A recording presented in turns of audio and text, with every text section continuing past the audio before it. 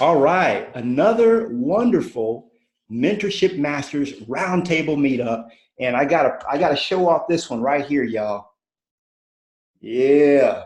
Now this is an achievement award that EXP gave out, and that's given out to the top 40 attractors in the company. So I'm one of the top 40. I like to believe I'm going to be one of the top 20. Right?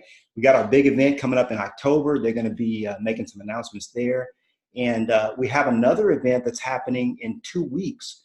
And that event is in Red Rock. That's going to be put on by Brent Gove. And Brent Gove is a legend, an icon in our company. And he's going to be there. Basically, that whole event is all about attraction. So if you are interested in attraction at all, like even a smidgen or a little bit, you should be there because it's basically the top attractors like Jay Kinder, Brent Gove, myself, several other people are going to be there.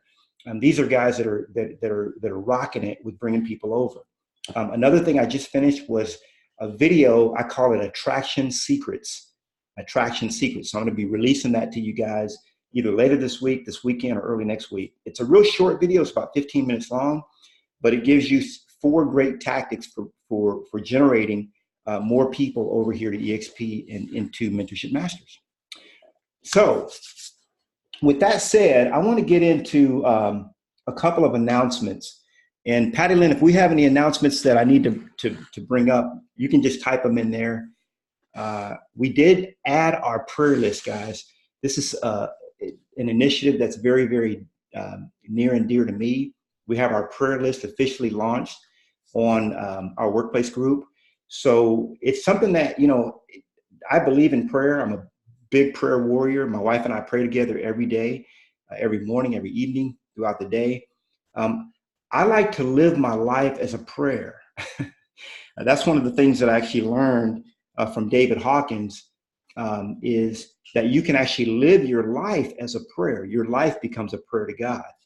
Every decision you make is a prayer. And so the prayer list is there. You can add names to it. I put a couple of rules in there. When you have a public prayer list, it gets a little bit tricky because you don't want to, some people are private about their situations. So if you don't want to mention the person's full name, you can just put their first name. You don't even have to put what the prayer is regarding because God knows, right? So you can just add people to the prayer list, and that's a list that my wife and I pray. In fact, we prayed over the Mentorship Masters list this morning. We'll be praying over every day, and then all you guys will be praying, and we'll be bathing each other in prayer. So whoever's on that list will be bathed in prayer. So that's an initiative we kicked off. I see a lot of comments. I'm going to get to these in a minute, but I wanted to mention the book Letting Go. That's our book of the month.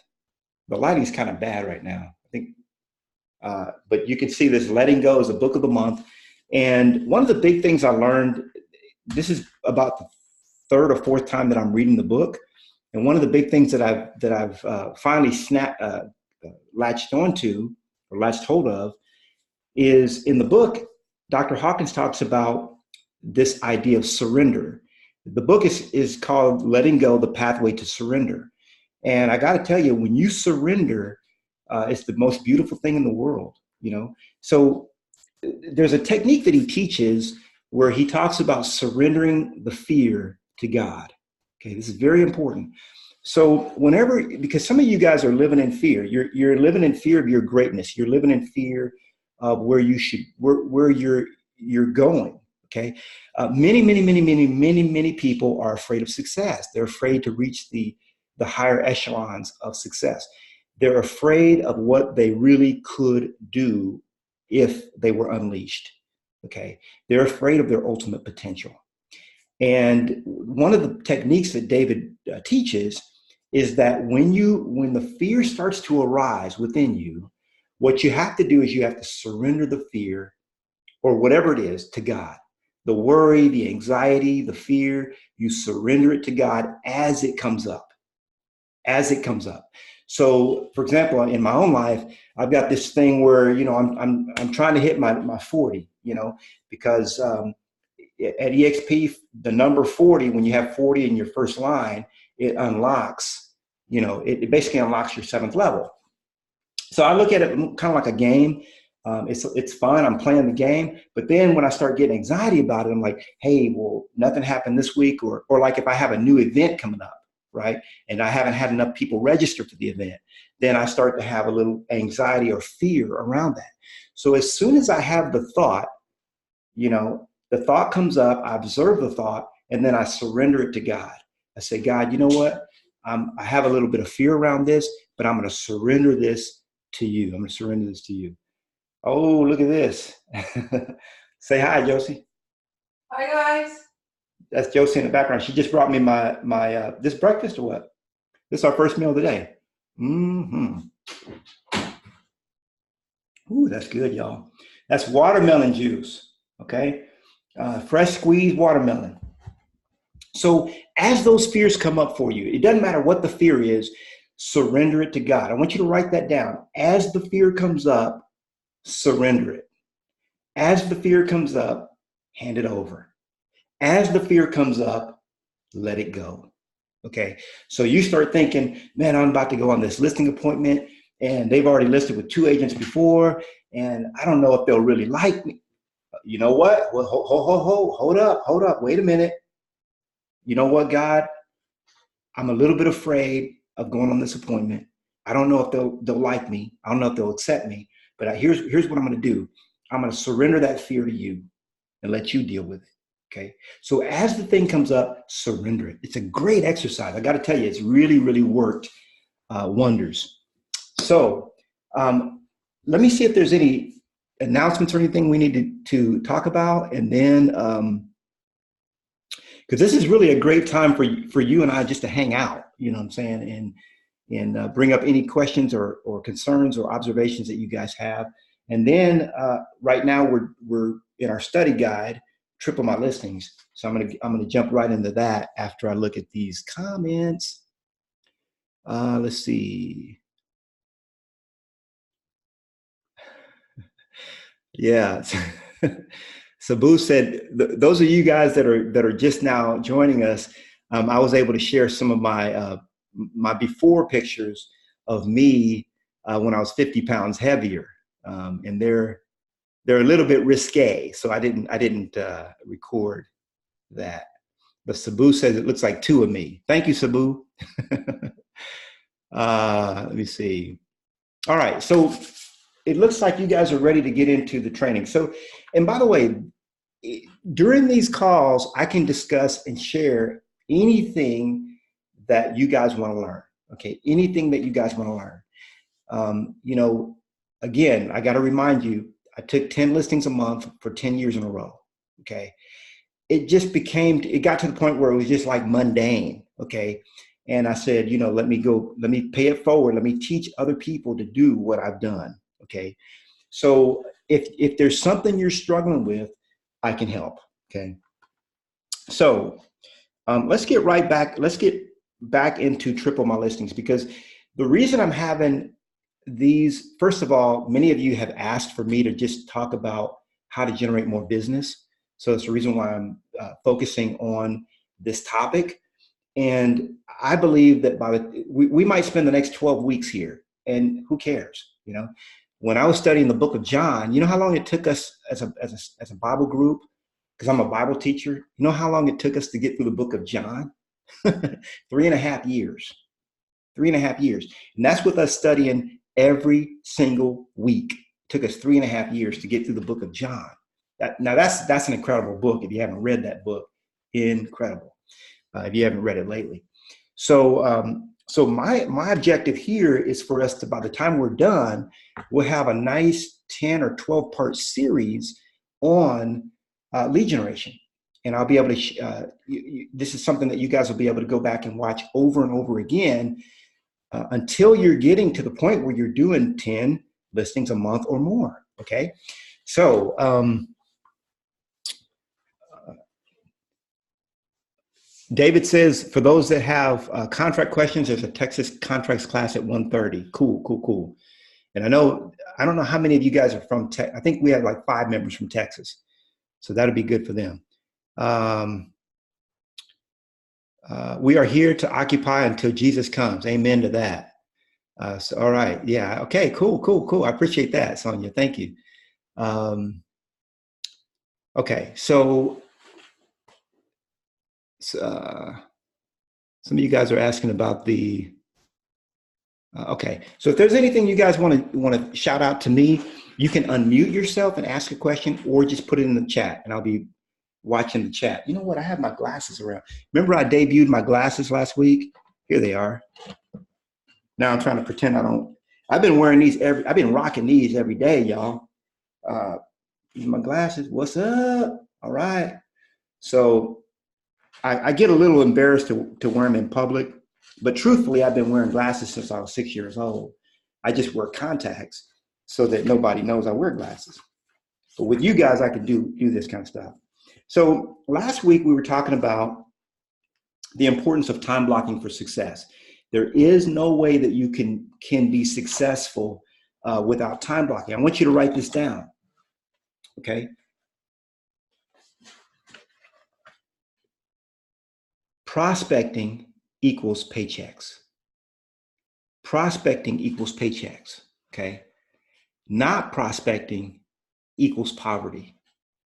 Not prospecting equals poverty. So if you want to be broke, don't lead generate, don't prospect. But if you want to have all the abundance that you can handle, and I got to say this because some of you guys are afraid of abundance. Okay, maybe you've never lived in abundance. You don't know what that feels like. You'd be afraid. I had a friend of mine. When I paid off my house, he was like, "Man, I'm afraid to pay off my house." I was like, "Why would you be afraid to pay off your house?" He was like, "Well, I'm afraid that if I pay off my house, I'll get lazy." Okay, if you're lazy, you're lazy. Paying off your house isn't going to do nothing for that. The fact that my house is paid off doesn't mean I don't get up and do what I have to do with the mission that I was put on earth to do. I was not put on earth with a mission of having to make a mortgage payment every month. Okay, that's just something that came up, and I took care of it. Got rid of that. Okay, so I can now focus on, because here's the thing. This is the reason why I want you guys to be debt free.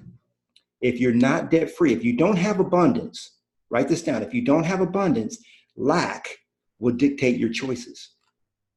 Okay. If you don't have abundance, lack will dictate your choices. And a lot of you guys are making choices in your life based on lack. It's because you don't have enough, right? So just imagine if you had $10 million in the bank right now, what would you be doing? Okay. And it's for me, what I do right now is what I would do at any time, and that's the beauty of being debt free, not having any debt. That's something that anybody can do. If you don't believe it, just check out Dave Ramsey. I mean, he's helped millions of people to get out of debt. So we talked about this, that time blocking for success, the 4-stage lead life cycle. We talked about that last week. Go back and look at that, because there is a 4-stage lead life cycle, and most high Ds that I coach only like to do the first 2 steps, and the magic happens in the middle. So go back to our previous coaching training to talk where I go in depth with that. So as we move on, now we're in page 12, and we're talking about handling objections. Okay, handling objections. So first thing I want to ask you is, what is an objection? Okay, what is an objection? Those of you that have done your homework, because many times, the reason I ask this is because many times I find that my students are afraid of objections. They don't want to hear objections, and they're afraid that they won't know how to answer objections. So what is an objection? That's right. An objection is an opportunity. That's all it is. Okay, write that down. If you're in the book, we're on page 12, going into page 13. Okay, so when people ask questions like this, hey, I like what you have to offer, but man, I haven't seen any of your signs in the neighborhood. Okay, have you sold a house in my neighborhood lately? Your fees seem, and this is what I used to hear all the time. your fees seem a lot higher than the other agents I've interviewed. So remember, guys, an objection is an opportunity. One time, my wife and I we had gone to the mall, and she wanted to buy a purse, right? So she's there, and she's looking at all these purses, and she finally finds one that she really, really likes. And I'm doing the husband thing, checking my emails and doing all kinds of stuff, giving her a nod or a grunt here and there when she asked me a question. So I'm doing the husband thing. She's shopping for a purse. And so finally, she after all this time, she finds the purse she wants, and it's the purse she wants, period. So I'm watching this happen, and I'm like, man, I'm ready to go. You know what I'm saying? So I'm like, let's get the card out. Let's swipe. Let's swipe and roll. That's how I like to shop. Swipe and roll. So in fact, like one of the guys that used to work in a department store told me, he says, Knolly, he said, women come to shop, men come to buy. So it was time for her to check out, right? And so she had the credit card in her hand, and right when she was about to swipe it, she asked a question. Well, does this come in this other color? And the lady answered her question, and then she was about to swipe again. Okay, well, what's your return policy? And I was like, crap, could you just swipe so we can get out of here? But every time, I noticed this happened about 3 or 4 times. Every time that she was about to swipe, she had a question before she swiped. And, it got me to thinking, ultimately she made the purchase, but it got me to thinking, people, they are afraid of commitment. Okay. So the reason that people will hit you up with an objection, okay, or really it's a question, but we look at it as an objection because it's, sometimes we take it personal, which we shouldn't, but sometimes we do. The reason why people have these questions and these objections is because they're afraid of getting trapped. They're afraid of being duped. They're afraid of getting hooked. Okay. People don't like to be sold, but they love to buy. Let me say it again. It's very important for you to understand. This is psychology of sales. People don't like to be sold, but they love to buy. People love to buy. Okay. I got to tell you, especially in these United States of America, people love to buy, right? But they don't like to be sold. And so objections come in, and you just have to handle the objection. Now, a lot of times what happens, guys, and I've seen this happen with agents, even seasoned agents, is when an objection is thrown at them, they get thrown off guard. And what happens is, this is very important for you guys to understand psychologically. See, when you're doing business with someone, when you're sitting in front of them and you're trying to get them to do the right thing, to list with you, okay, what's happening is an exchange of energy. Okay, they're feeding off your energy and you're feeding off theirs. Okay, it's an exchange of energy. That's exactly what's happening. So a lot of times what happens when someone throws an objection to you, your energy changes, okay, depending on how you take that objection. And that's the reason why the letting go technique is so powerful, because you now have a tool to where you don't have to take things personally. When someone asks a question, you don't have to take it personally, right? You don't have to take it like an attack on yourself, okay? So, but what happens when the energy changes, the whole dynamic of your relationship begins to shift. And what happens is, I've seen a lot of people do it, they start to backpedal away from the sale, okay? And they lose the deal, they lose the sale because they don't have the confidence, right? So when someone asks you a question, you should confidently answer that question, okay? That's the reason why scripts are so important. If you got my book, Success with Listings, which you should have, I've got 95 scripts in there that will help you. Scripts are everywhere. A lot of people don't like scripts. I've talked to many an agent. Oh, I don't like scripts. I hate scripts. I hate scripts, right? Well, I got news for you. Your life is a script. I was doing a seminar one time, and it was a 3-hour seminar, and from start to finish, I'm running my mouth the whole time. There's Q&A time, but more or less I'm running my mouth. And this guy comes up to me afterward. He says, man, how much of that, of what you're teaching is a script? like, me training, I was like, crap, I never really thought about it. But the whole thing is a script. It's like a 3-hour script that I do. Scripts are very, very important. We'll talk about scripts in another meetup, but scripts are super important for you guys to understand, because scripts will help you overcome objections. Okay. And if there's an objection that you don't know the answer to, there's no shame. You just don't know. You have to go find out the answer. Just tell them, hey, I don't know the answer to that, but don't let your energy change. Say, hey, you know what? I don't know the answer to that question, but I'll find that out and I'll get back with you. Many of you guys, when you were asking me questions about joining Mentorship Masters, I had to get back with you with the answer. Okay. Many of the answers I knew, but study the craft, study the game, know the game so that you can play the game at a high level, but don't feel like you have to know it all. Okay. In order to play. Yeah, so Sabu says an objection usually means they want more information, and objections and opportunities. So, but most people, guys, when they look at an objection, they look at rejection. Okay, when they look at an objection, they think rejection. An objection is not rejection. If a person doesn't want to do business with you, they wouldn't have any questions. Okay, if the fact that they're asking questions means that they're interested, right? So if I'm walking in the mall, somebody says, hey, and I'm looking at a leather bag or something like that, and the guy says, hey, do you have any questions? Now, my first answer is going to be no, I don't have any, right?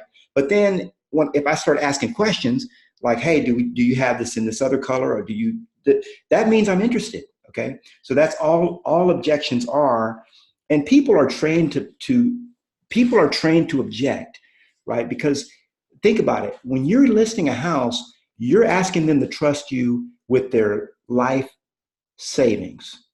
Okay, write that down. When you're listing a house, you're asking someone to trust you with their life savings.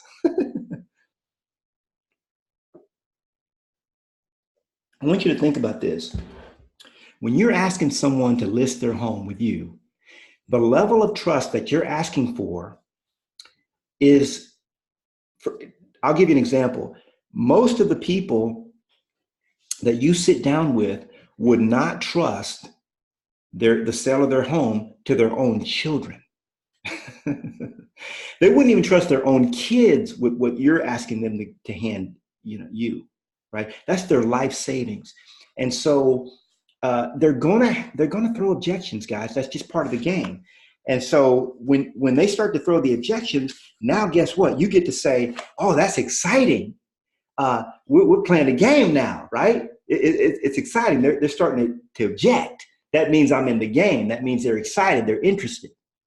By the way, there's a technique that I teach in Success with Listings, and many of you may have picked up on it, but it's this whole idea of energy and converting your negative energy into positive energy, okay? And the whole concept is, and I want you to write this down, that's not fear, that's excitement, okay? That's not fear, that's excitement. So in the human body, in the Homo sapien, fear and excitement manifest themselves in very, very similar ways, okay? So let me give you an example.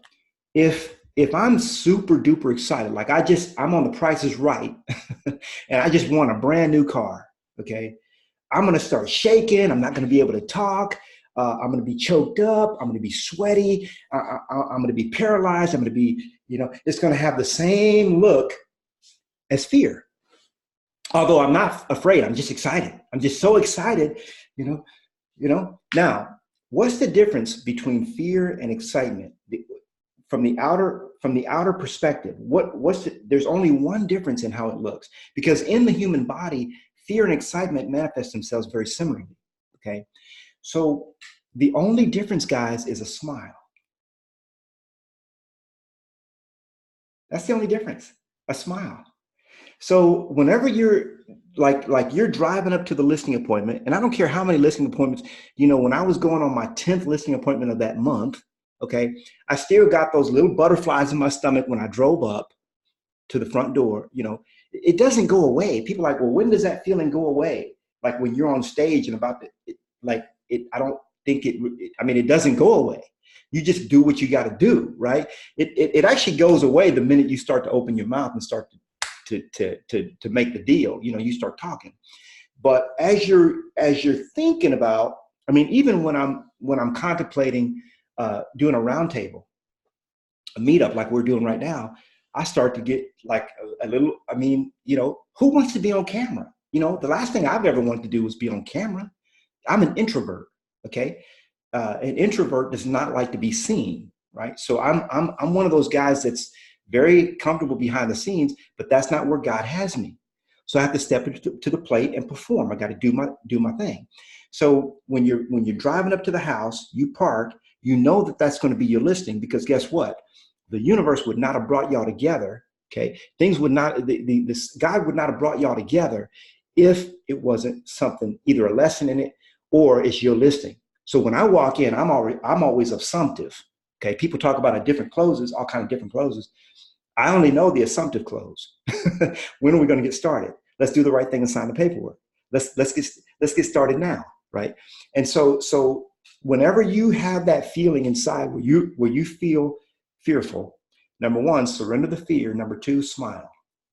Because everybody, if you're on stage, you're about to do a presentation. Okay, because many of you, I see that you're going to be on stage and you're going to be doing presentations and you're going to be building your downline that way. Okay, but when you get up there, all you got to do is smile, right? Everything else, when you're doing like this and you're smiling, people are like, man, that boy's excited. Look at him, right? Even though I might be scared to death, it looks like I'm excited because I'm smiling. All right, that's a technique that I got to tell you, that's golden, guys. Not too many people teach that, but that's one of the things that you guys should write down, and that should be in your bag of tricks that you should be using from now on. So get over the whole idea of objections. They should have objections unless they were referred to you. And that's another reason why we want to know the referral source. Like one of the first questions I ask is, how did you hear about me? Okay, how'd you hear about me? Because you want to know how much work you're going to have to do on that deal. Okay. You also want to know how much marketing you have to do. But really, I mean, if somebody says, hey, my cousin so-and-so referred you to me. Well, you know what a referral is? Write this down. Here's what a referral is. A referral is a transfer of trust.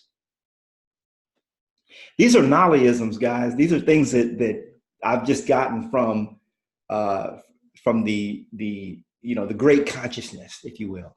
But I realized that one day I said, a referral is a transfer of trust. So to whatever degree the person trusts that individual that referred them, they will trust you. It's a transfer of trust. So I love it when somebody says, hey, my mom asked me to call you. Woo boy, we're going to have fun with this. I don't have to do any selling at all, or closing. It's closed. Mama told you to call me, it's on. You know what I'm saying? So a referral is a transfer of trust. Okay, so I want to get into why agents don't prospect. I think this is very important, not just for the people that are new, but more especially for the people that are seasoned in the business. Because many times what happens when an agent is seasoned in our business, they get lazy. Like, especially if they start getting a whole lot of business, they're like, man, it's on. I've got a list. You could have a listing appointment every single day, and I still would tell you, you've got to keep your pedal to the metal on your lead generation. Okay, that's the reason why I said lead generate every day for 2 hours. Okay, don't lead generate for 5 hours or 6 hours. Don't do that. Just lead generate every single day for 2 hours, and then in the afternoons you go on appointments. You go on your appointments, right? Because I get at the whole idea of people saying, oh, I don't want my business to get too big, or I'm comfortable with, those are cop-outs. Okay. Let God work through you. You don't know how big God wants to be or how big he wants to shine. Why let one of the things that I've been accused of, and I've done many times, is I've dimmed my light. See, when I was a young kid, man, I was so happy. I was such a joyful kid. I still am, but man, I would just, I thought everything was funny. It was just one of those.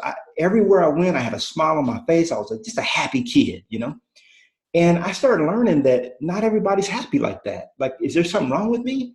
So I started to dim my light. Why did I do that? Because I felt weird. Like I'm walking up. Now, it's certain places you don't want to be walking up in a funeral home all smiling and cheerful and all that, right? And truthfully, I think that funerals should be joyous occasions, right? Because the scripture says, precious in the eyes of the Lord are the death of the saints. But I understand, scripture also says mourn with those who mourn. So you have to be careful with that. So you have to you have to show tact.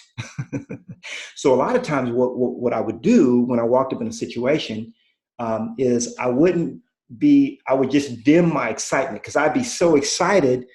It would just be too much for people. Like it would be like, man, this guy's it's just like overwhelmed for them. Now, so what I was doing was I was dimming my light. Why did I dim my light? The reason I dimmed my light was to give other people permission to feel small.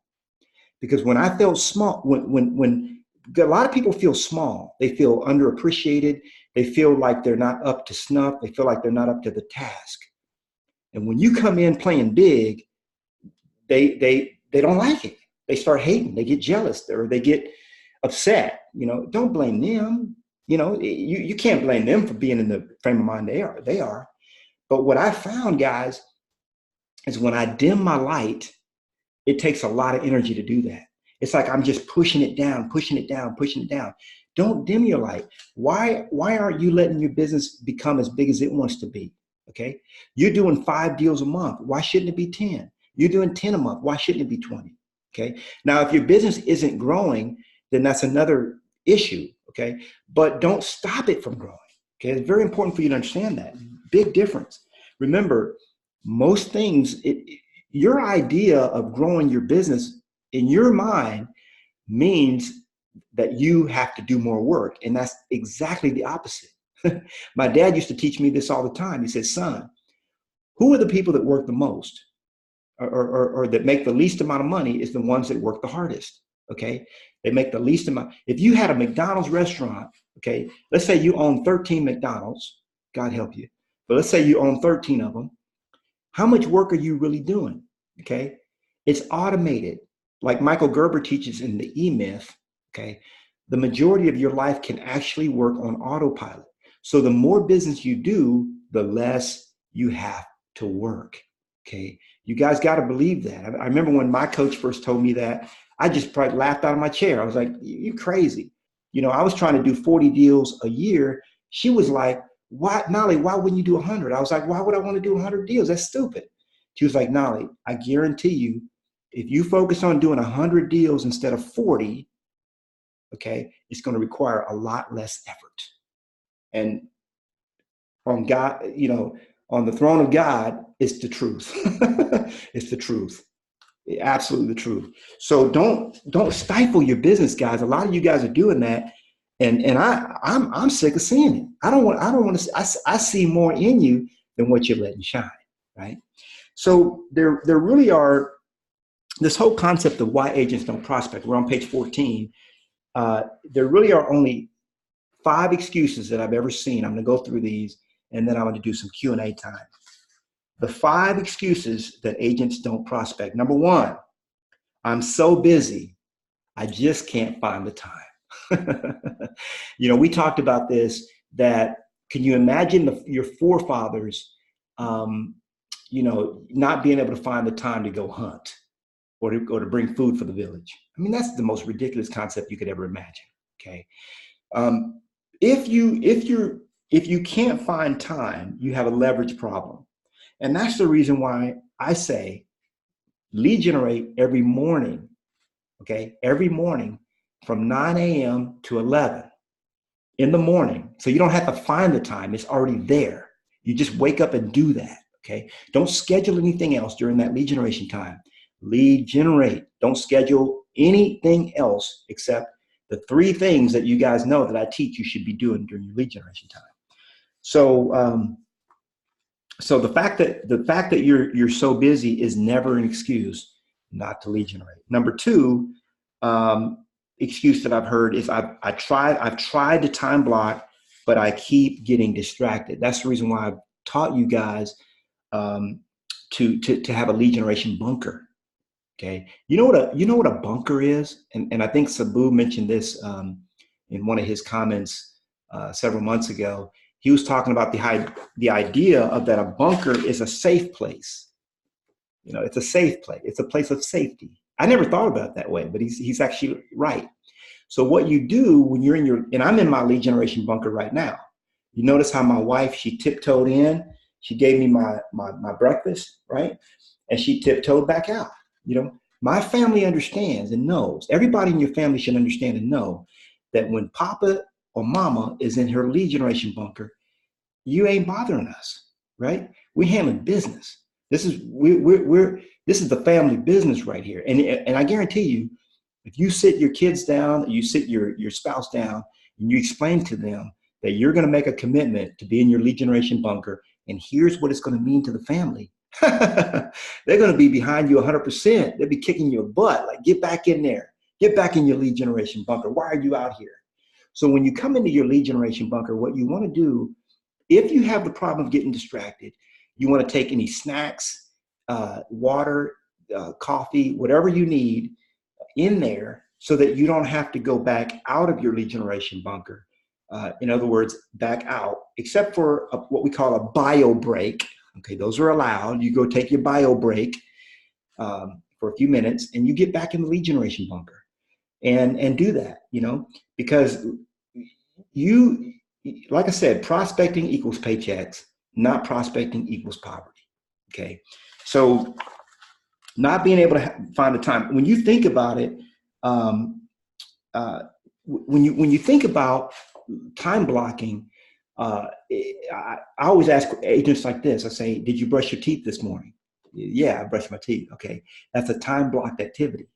Okay, did you take a shower? Yeah, that was a time blocked activity. Did you get dressed this morning? Yes, that was a time blocked activity. Did you make your bed? That's a time blocked activity. Every single activity or many activities in your life are time blocked. Think about it. When you worked a 9-to-5 job, that's a time block. You blocked from 9 o'clock in the morning to 5 o'clock at night to rent yourself out to this employer. That was a time blocked activity. Okay. Time blocks is something that here's a question I ask did you go to a movie when you worked a 9-to-5, did you go to a movie in the middle of your workday? Of course not. Because you were in your work time block. Now, let's say you go to a movie. Guess what a movie is? It's a time blocked activity. You think that if you go to a movie, you're going to be getting up and checking emails and doing all kinds of stuff in the middle of the movie? No. You time block 2 hours to watch a movie. When it's over, you get back to whatever else you were doing. It's the same thing.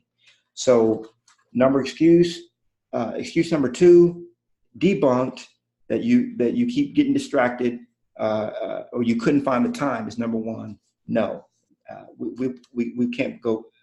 We can't go for that. Number 3. Now this is a pretty good one. I just can't get into the habit of time blocking. Okay, and we're talking about this whole habit thing because you do have a lot of habits. See, when you look at, I want you to write this down too. Where you are right now, okay, where you are right now in your life, what you have, what you own, what you do, where you are, is a sum total of the decisions that you've made. Okay, so every single decision that you make has an effect. Okay, and remember, just like Warren Buffett, we all have the same amount of time. We have 168 hours a week. We have the same amount of time, guys. Every single one of us has the same amount of seconds, minutes in a day, and hours in a week. Okay, we all have the same. So the difference is what you do with the hours you have, the time that you have. Okay, and so where you are right now is a sum of the decisions that you've made. So when you add up the decisions that you've made in your life, I'm going to do this, I'm going to do that, I'm going to place this ad, I'm going to make this video, I'm going to call this person, I'm going to do, when you add all that up, that equals where you are. Okay, it's a sum total. Now, where we are is not just what we do.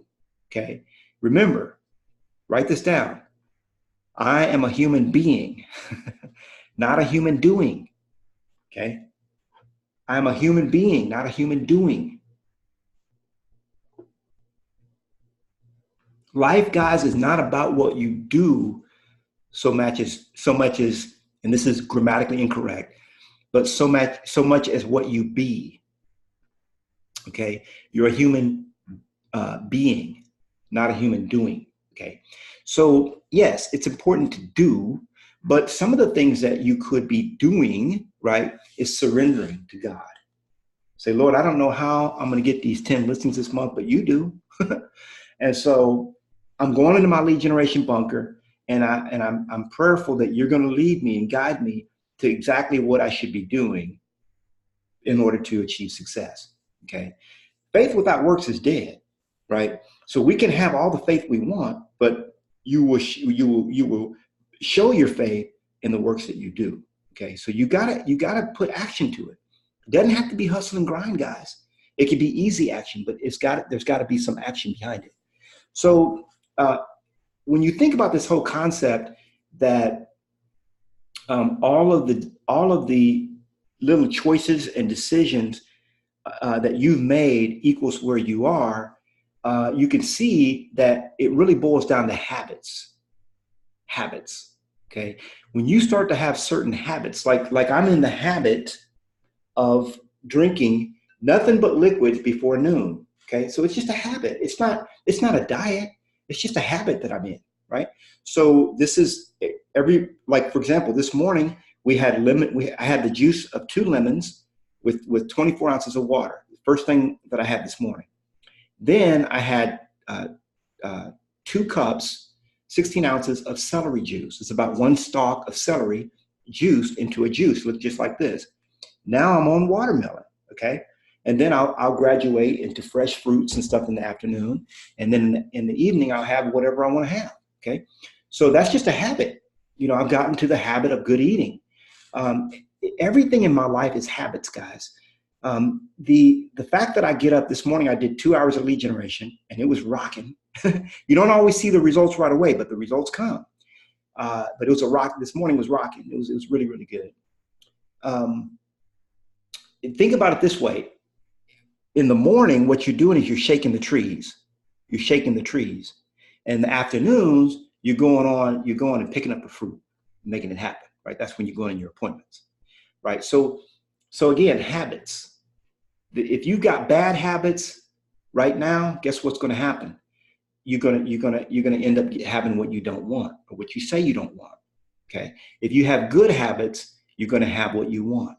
So it's just as simple as changing the bad habits to good habits. It's that easy. It's that easy. Nobody's asking you to create more time in your day. You don't have to. In fact, you should be working less when you start implementing more of these techniques. Now, so that's excuse number 3 is I can't get into the habit. And the truth is you can get in the habit. You're just refusing to. Okay. Can't and won't are 2 different things. Let me look at the comments here, make sure I'm not missing anything.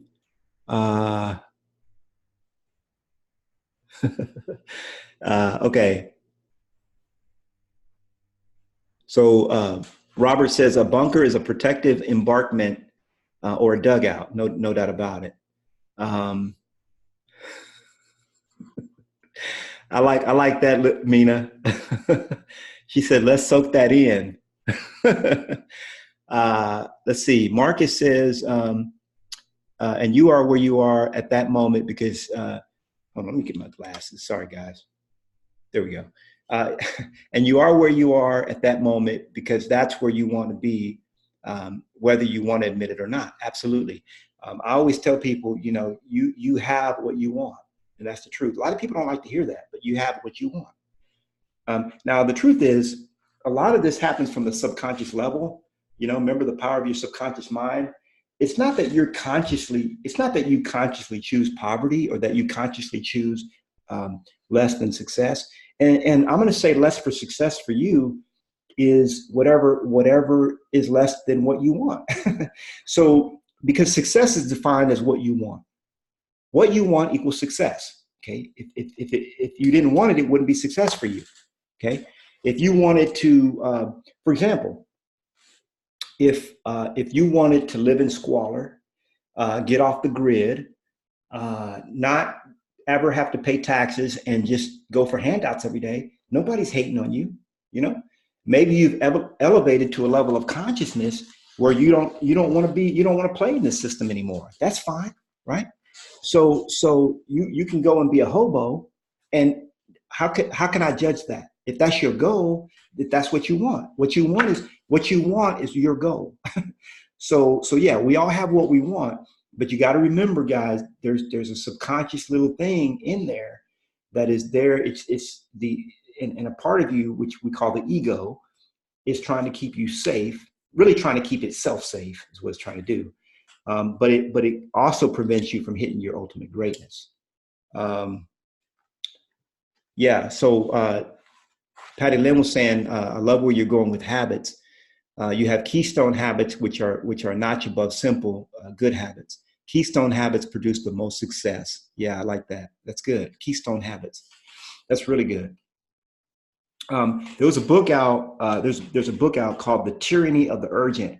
And I remember when I first read it, I think I was about 28 years old when I read that. I'm 49 now, so it's about 20 some years ago. And in the book, The Tyranny of the Urgent, it's not a really thick book, but it's a really good book. It talks about this whole concept that there are things in your life that are urgent, and there's things that are important. Okay, I want you to write that down. There are things in your life that are urgent, and there are things that are important. And I always let the urgent stuff, I let that hold, guys. Here's the truth. You know, you could have a team with 10 team members, and you know what? They're like, hey, man, I really need you. I got this question. I guarantee you, if you went on vacation for 3 days and didn't check in at all, stuff would just resolve itself. You come back and things would just be fixed, right?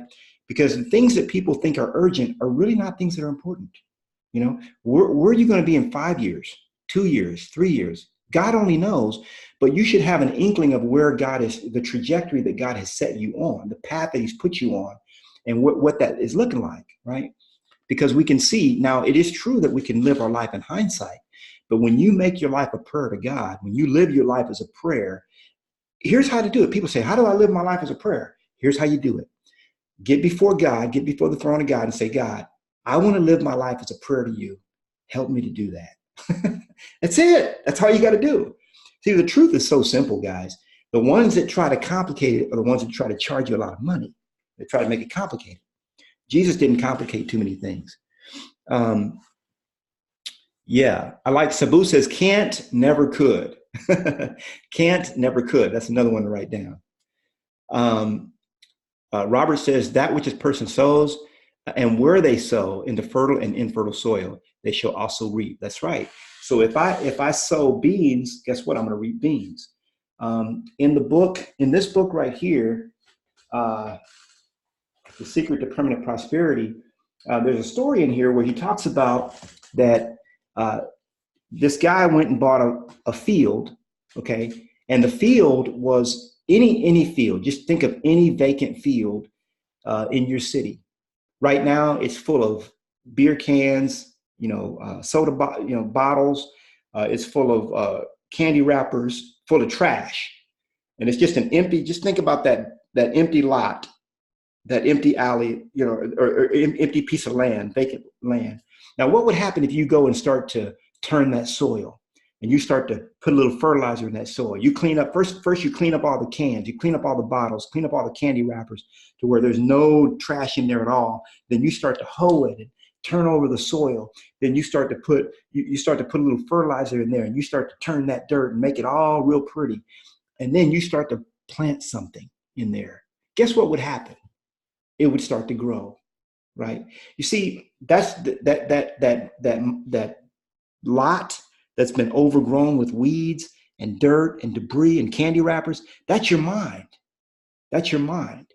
And because a lot of times people don't till the mind, they don't sow into the mind, right? They don't put that good input in, right? The mind becomes like an empty lot that's just abandoned, like any abandoned lot that you find in any city. But within the mind and within the spirit body, the emotional body, the potentiality is there. All you've got to do is get into those right habits and plant those seeds, and they will grow. Absolutely, no doubt. Okay, so Mina says can't equals won't. Flip the switch. Our diet is not just food, but music, thoughts, friends, etc. No doubt. Yeah. Remove the negative.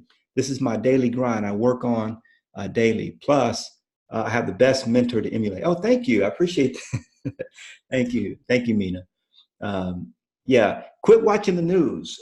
That's another comment. Now, I've never told anybody to quit watching the news. I don't watch it. Okay. I gave up. I read a book called The 4-Hour Work Week. And Tim Ferriss, in the book, he came up with this concept called a news fast. And he was like, hey, have you ever thought about fasting from watching the news? I was like, never thought about it, but I'll give it a try. This was back in, I want to say, probably 2009. And I tried it, and I never went back. I cannot tell you what's on the news. The only way I find out what's on the news is just when I talk to people, they tell me, hey, there was a shooting over here, or this happened. I would have no other way of knowing. And I got to tell you guys, it's been 10 years since I turned on the news and watched it. It has not affected my life adversely at all. At all. So I've loved being on a news fast. Plus, I watch every single thing that goes in. The scripture says that we have to be very mindful of what we look at. Okay, the eyes are the window of the soul. Okay, you got to be very careful what you let in. Okay, you got to be you're the gatekeeper, guys. You have the ability to hold out what shouldn't be there. And everybody knows, if you worked in computers, I started. I was taking computer programming classes when I was 12 years old. It was back in 1982. My mom paid for me to go take a computer program because that's what I was going to be, a computer programmer. At 12 years old, that's what I knew I was going to do. Didn't work out that way, Mom, as you know, but we all knew that garbage in meant garbage out. So if I was working on a software program, if I had one line of code or even a wrong symbol, it was crap. It was garbage. It was unusable. Okay, it was broken. So I had to go back through all those lines of code and figure out where it was broken. Right? And the reality is, every single thing that you watch, everything that you take in, whether it be, and by the way, guys, there's only a few ways that we let the inside world in. Okay, I mean the outside world in. Okay, it's through what we look at. Okay, and what we put in our mouth, what we put on our skin. Okay, and what we breathe. Let me say it again. It's what you breathe into your nose. Okay, that's how you let. We learned this in detox school when I became a detoxification specialist. My wife and I. That the way you let the outside world in is you breathe in. That's how you get a lot of toxins in. You know, we just live in the earth, so we breathe it in. You put stuff on your skin. And by the way, your skin is your first largest organ. It's your number one organ on your body. It's an organ, just like the liver, the heart, kidneys, and everything else. So everything that you put on your skin, whether it be lotion, cream, oils, whatever you put it, perfume, doesn't matter. That is like the same as what you're putting on your kidneys. Okay, because your skin is your number one organ, and it's also it's a kidney. It's your third kidney. Okay, so we're very mindful of what we put on our skin, what we breathe in, what we allow to go into our eyes. Very, very important what you allow to go into your mind, guys. Very, very critical. Very critical. So, and what you put in your mouth, you got to be critical of that too, right? You know, sometimes I eat for the mind, but mostly I eat for the body. Okay, let me just say this. The body, the human body is 80 to 100 trillion cells. Okay, I don't know how we got on this topic, but it's important for you guys. I'm going with the spirit here. So the human body is 80 to 100 trillion cells. That's what makes up the human body. Every single organ in your body is just a bunch of cells. Okay, it's blood, lymphatic fluid, just basically a bunch of cells. Okay, and so. But every single cell in the human body, all right, I want you to write this down. Every single cell in the human body eats and poops. Okay. Say it again. This is scientific stuff. Every single cell in the human body eats and poops. Okay. So these are living, every single cell is like a little life. So when you're eating, what you're doing is you're feeding your cells. That's all the human body is, 80 to 100 trillion cells. So if you look at there's another book I'm going to share with you. It'd be our book of the month, where you actually look at a cell. I mean, it's just ingenious, off the chain, the way God set this up. So the way I look at it is, when I eat something, I'm feeding my babies. Okay. I'm feeding my little babies. And so I'm very mindful of what. Now, every now and then, if I want that, certain, some French fries or pizza, whatever I might have, guess what? We ain't eating for you. We eating for the mind, and that's okay, right? And I have no guilt around it, because I'm in the habit. 85 to 90% of what I consume is raw, organic, fresh, vegetables, mostly fruits, but then some vegetables as well. So if I'm going to eat bad, I don't have no shame in my game, because I eat good so much. If that makes sense to you. All right. So number 4, the excuse number 4 is, I don't know what to say. You guys don't have that excuse, so we won't even get into it, because I've got 95 scripts in my book, Success with Listings, and there's scripts all over the internet, guys. You know what to say, so we're not going to get into that. And excuse number 5 is, I don't know what to do. When I get in my lead generation bunker, man, I just don't know what to do, okay? That's the reason why I wrote this book, so you know what to do when you're in your lead generation bunker. Now, during your lead generation time, this is on page 16, I want you to remember this. There's only 3 things you should be doing. That's prospecting for new seller leads, following up with your existing leads, or implementing marketing plans, okay? Or we could say generating and implementing marketing plans. That's it. That's all that you should be doing during your lead generation time. Now, when we get together next time, I'm going to go through some. I see a few questions here. We're going to talk about why agents fail. If you've got agents on your team that are not living up to snuff, or they're not doing what they should be doing, or what they should do. We're going to talk about that a little bit, but then we're going to start getting right into these 27 tactics. And we're also going to talk about how they relate, because David Speedy wanted to know, how does each of these tactics relate to your DISC personality profile? So we're going to talk about that as well. I hope this has been good for you guys. I love being able to disseminate and share knowledge with y'all and learn from you guys. Okay, so I'm going to read a couple of these.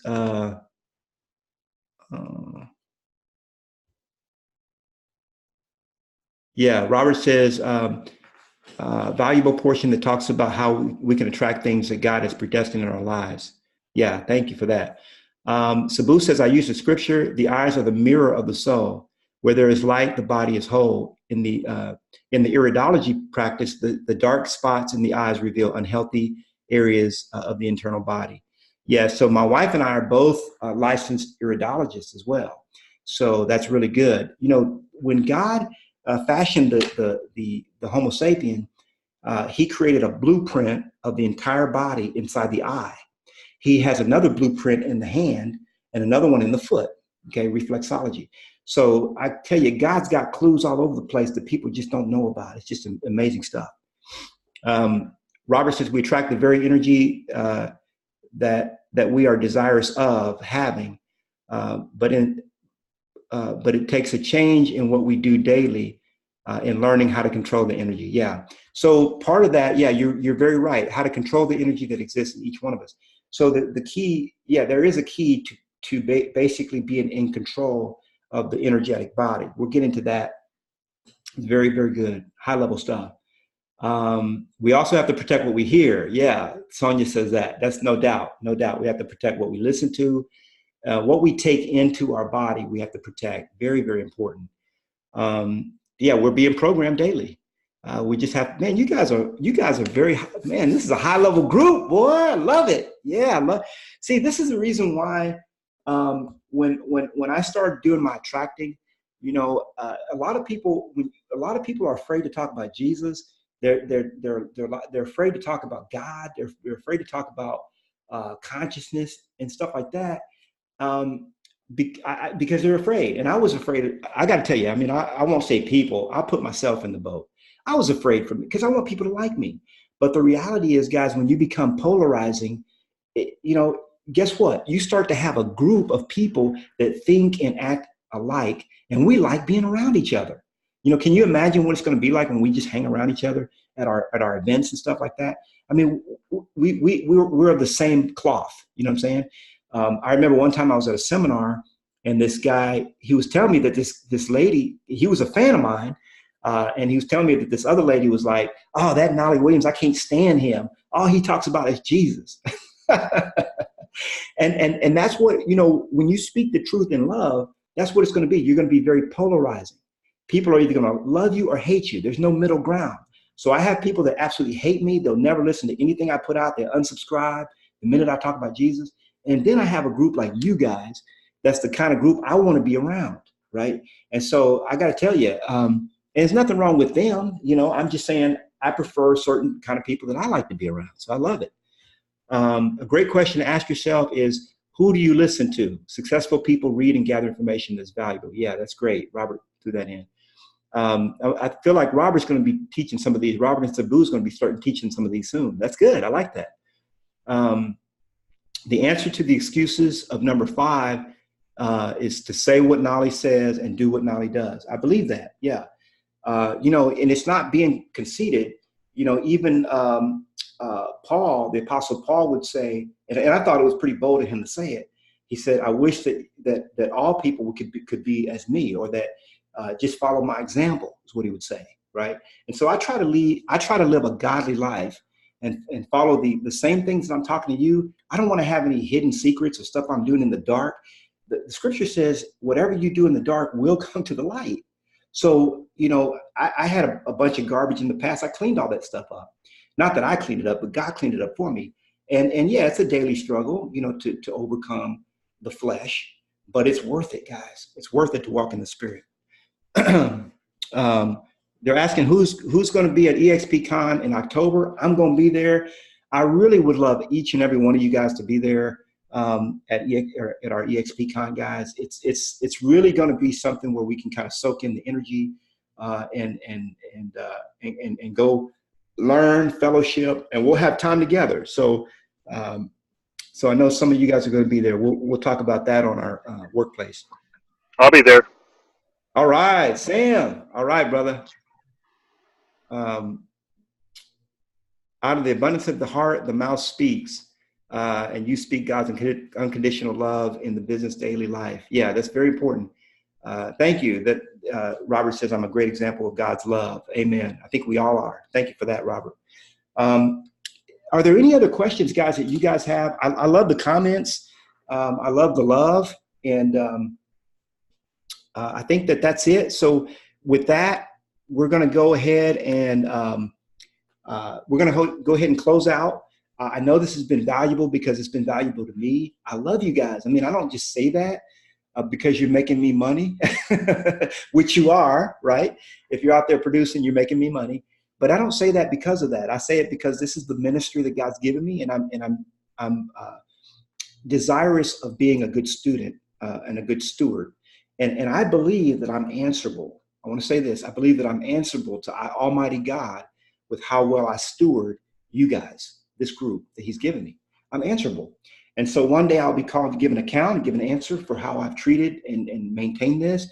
And I want to be able to be like, yeah, well done. It's all good. So if there's any other questions you guys have for me, you know how to hit me up. Carry them over to the workplace group if you feel like it would help all of us. I love you guys. And I feel like we're going to have another one of these next week. The week after that, I will be in, I'll be in Red Rock at our Las Vegas event.